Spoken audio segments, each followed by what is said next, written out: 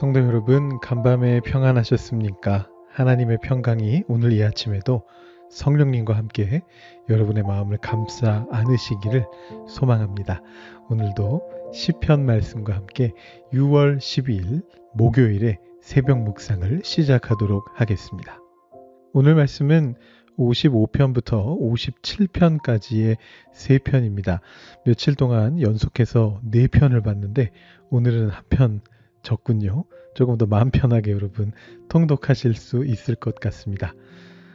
이 3편은 모두 다 큰 틀에서는 개인 탄식시에 들어갑니다. 가장 시편 안에서 많은 장르라고 말씀드렸죠. 개인 탄식시, 하나님 앞에 나의 어떤 어려움을 토로하면서 하나님의 도우심을 구하는 이제 그런 시인데요. 다만 이 55편, 56편, 57편이 다 제각각 다른 장르가 조금씩 섞여서 약간의 차이들을 가지고 있습니다. 하나씩 간단하게 살펴보면요. 먼저 55편은 친구에게 배신당한 사람의 기도입니다. 55편 6절 말씀을 보시면 굉장히 시적인 표현이 나오는데 나는 말하기를 만일 내가 비둘기같이 날개가 있다면 날아가서 편히 쉬리로다. 이렇게 자신의 어떤 쉼에 대해서 간구하는 장면이 나오는데 이 사람을 이렇게 괴롭힌 사람이 누구냐? 바로 친구입니다.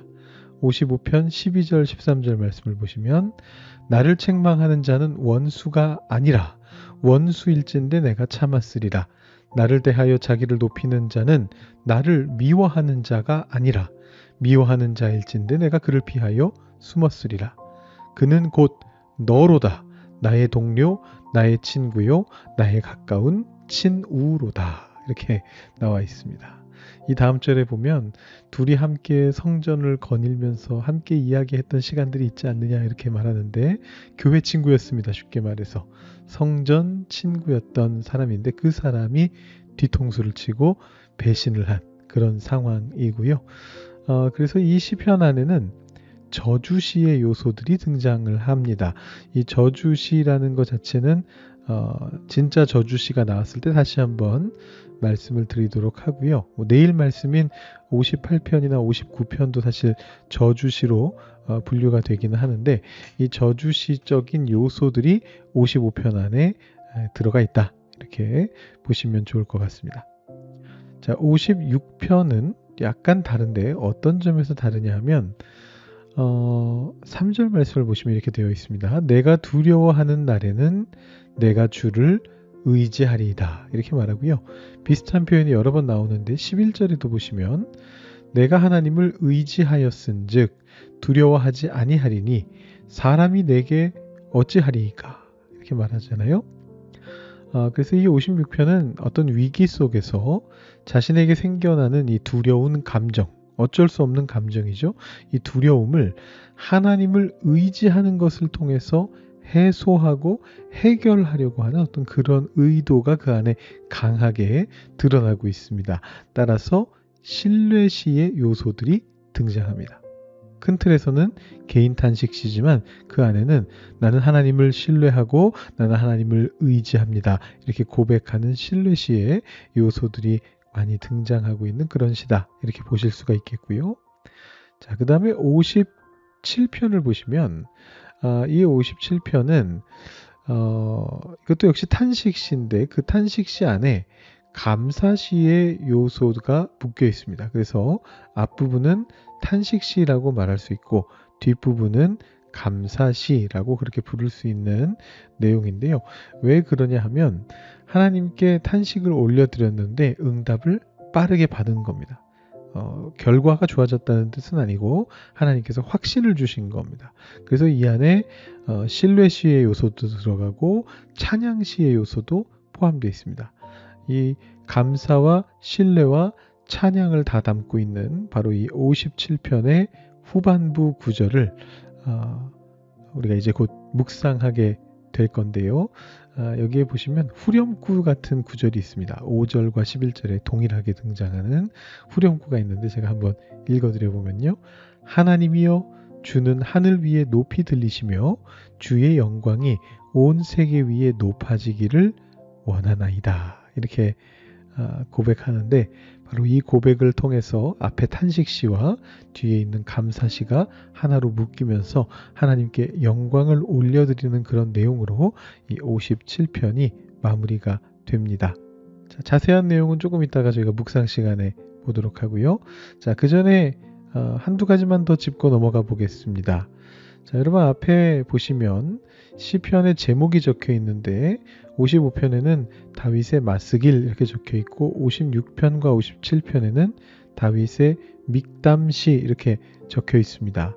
자, 마스길은 제가 어제 설명을 드렸는데요. 교훈의 의미가 있다. 말씀을 드렸는데 물론 이 마스길이라는 단어가 정확히 무슨 뜻인지는 학자들 간에도 논란이 좀 있긴 있습니다. 그 중에 다수설이 이제 교훈이다라는 거고 사실은 이 믹담이라고 하는 것도 마찬가지인데요. 이 믹담이라는 것은 제가 한번 보여드리면 이런 것입니다.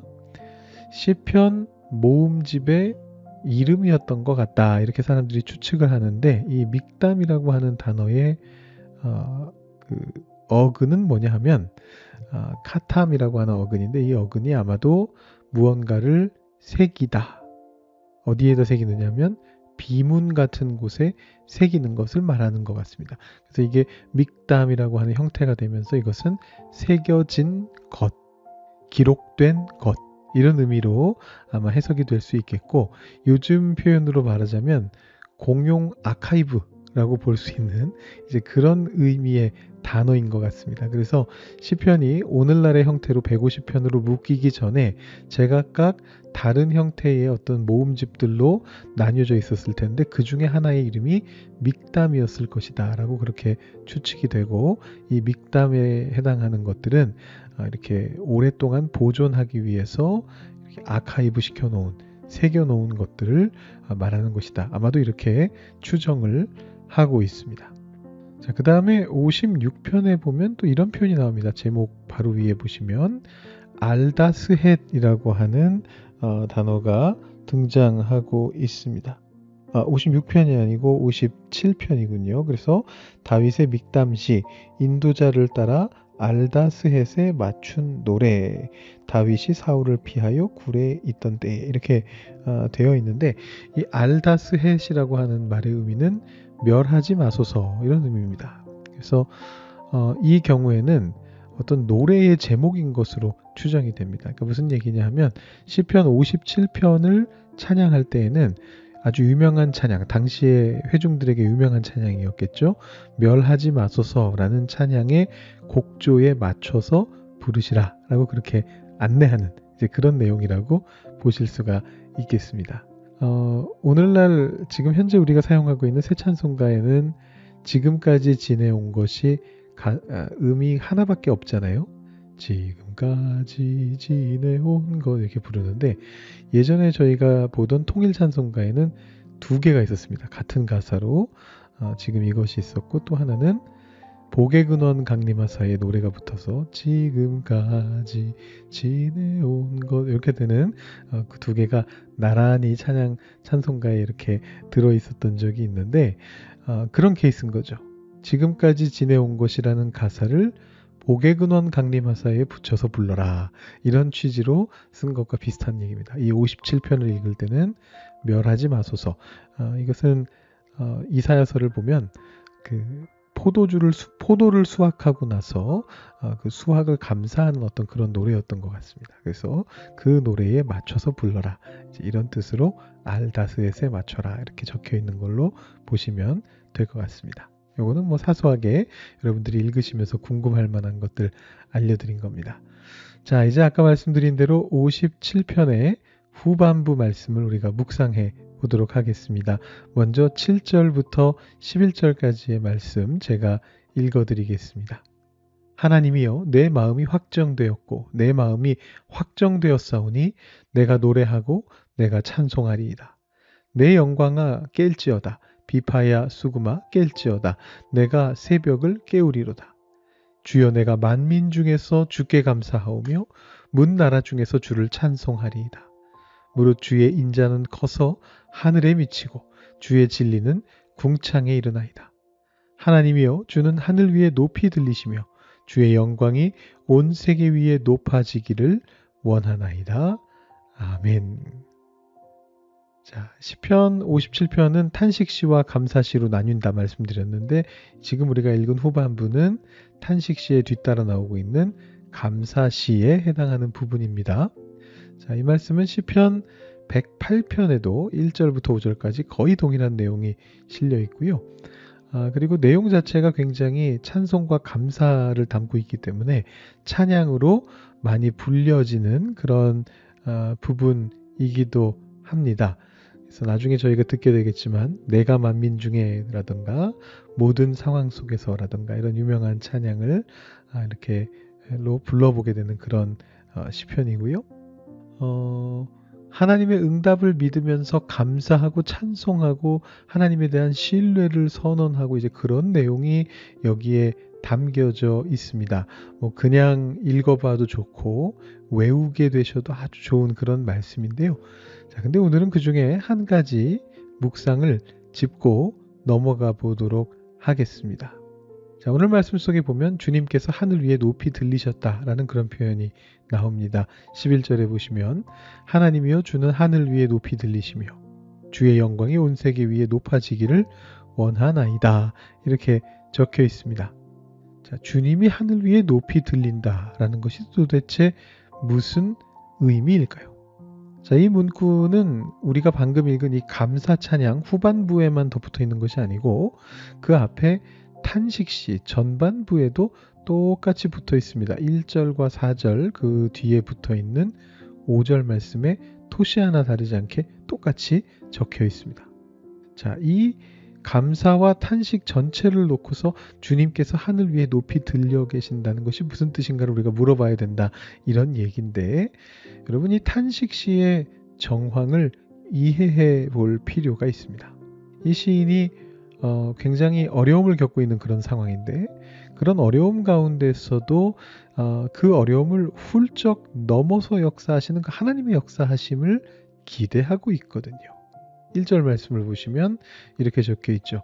하나님이여 내게 은혜를 베푸소서 내게 은혜를 베푸소서 내 영혼이 주께로 피하되 주의 날개 그늘 아래에서 이 재앙들이 지나기까지 피하리이다. 재앙이 엄청난 재앙들이 몰려오고 있는데 하나님의 날개 그늘 아래 피하게 되면 그 하나님의 놀라우신 역사하심이 나타날 것이다. 이런 고백이란 말입니다. 자, 그런데 이 하나님의 역사하심의 범주가 꽤 넓습니다. 얼마나 넓으냐? 만민 중에도 하나님의 역사하심이 있고요.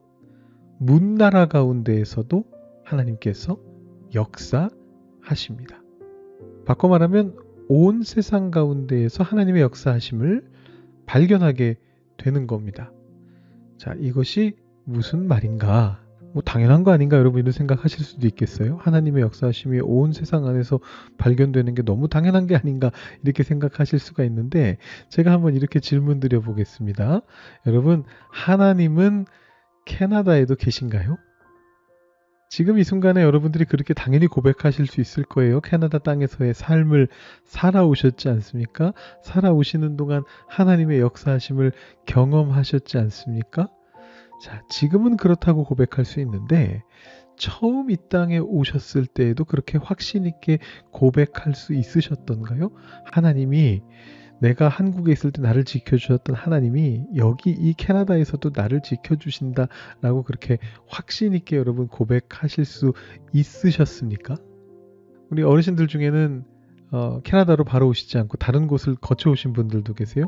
브라질이라든가 독일이라든가 이런 곳들을 거쳐오신 베트남을 거쳐오신 분도 계시고 제가 여러 가지 말씀들을 듣는데 여러분 그런 어떤 지구 반대편 한국의 지구 반대편인 브라질 아니면 멀리 유럽에 있는 독일 그런 데 가셨을 때에도 그렇게 고백하실 수 있으셨나요? 하나님이 여기도 계신다. 하나님이 여기서도 나를 지켜주실 거야. 하나님이 여기서도 나와 함께 하실 거야.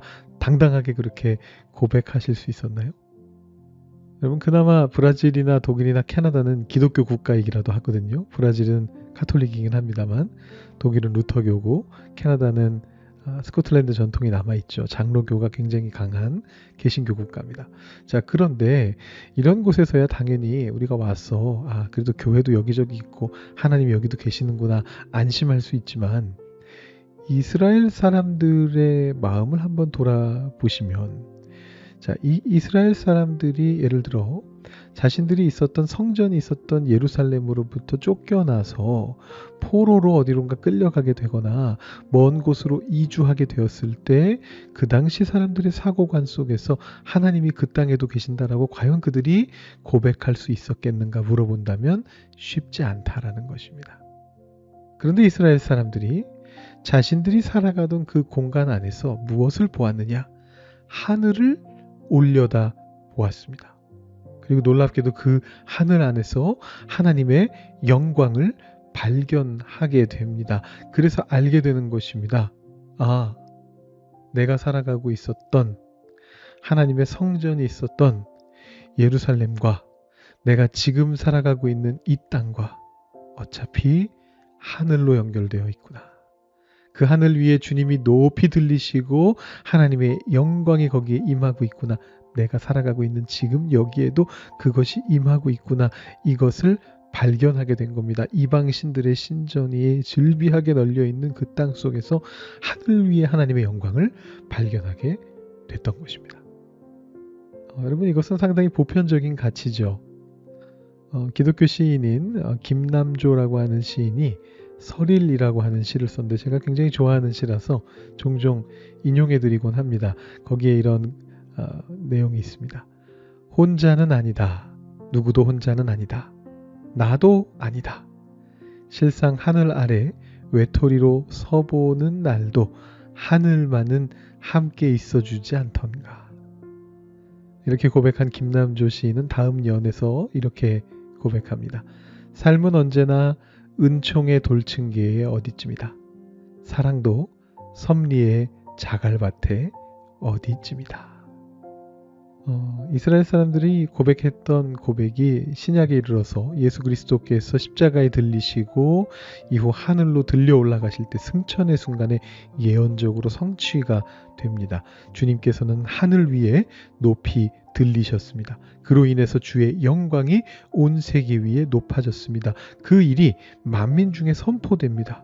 하늘 아래 있는 만민 중에 선포되고 그것은 결국 우리의 삶 속에도 선포가 되는 것입니다. 우리의 삶이 은총의 돌층계의 어디쯤에 있게 되기를 바랍니다. 여러분의 마음을 확정하시고 새벽을 깨우는 마음으로 이른 아침부터 하나님 말씀으로 무장하셔서 하늘 아래 이 땅 캐나다 위에서 주님의 영광을 드러내는 삶을 살아가시는 여러분들 되실 수 있기를, 오늘 하루도 그런 삶을 살아가시기를 주님의 이름으로 축원드립니다. 우리 기도하실 때 오늘 방금 우리가 읽은 이 말씀을 배경으로 하고 있는 두 개의 찬양을 들려드립니다. 짧게 1절씩 1분씩 이렇게 들려드릴 건데요. 내가 만민 중에 라는 찬양, 예수전도단 화요 모임에서 부른 거 하고요. 모든 상황 속에서 라는 찬양, 거의 아마 원곡인 것 같은데 어노인팅, 굉장히 옛날에 부른 거긴 합니다만 어노인팅 버전으로 짧게 제가 들려드리고 여러분들 또 찾아 들으실 수 있도록 링크 제공하면서 기도와 묵상의 시간 드리도록 하겠습니다. 조금 더 묵상하시고 오늘 새벽 묵상을 마치시기 바랍니다.